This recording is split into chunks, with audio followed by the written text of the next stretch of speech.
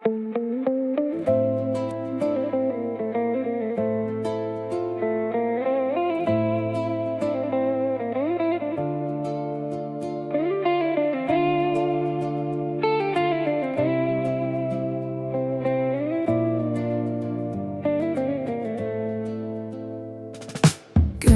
duvarında eski bir resim, suskun odalarda yankılanır sesin. Çözüm gözlerinden uzakta, yaşlanmaksa eğer buna ben razıyım, ömre de değer.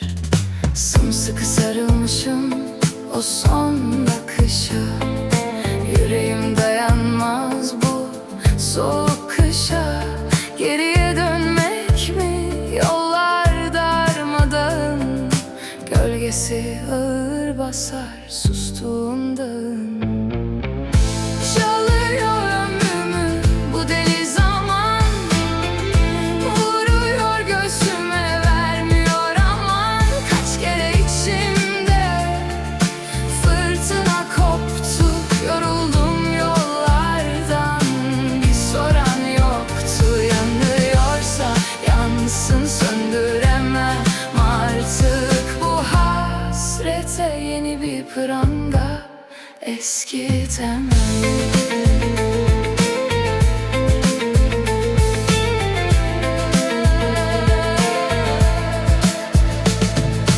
Uçsuz bucaksız deniz gözlerin, aklımda kalmış o son sözlerin. Şimdi iki yabancı, iki soluk gölgeyiz. Hangi rüzgar yıktı biz, hangi ülkedeyiz?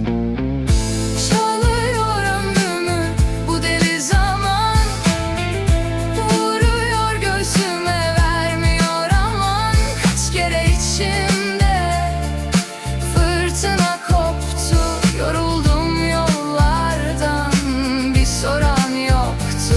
Yanıyorsa yansın, söndüremem artık bu hasrete yeni bir pranga eskitemem.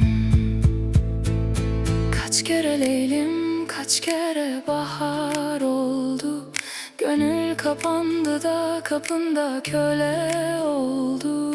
Söyle bu hasret kime yaramadı?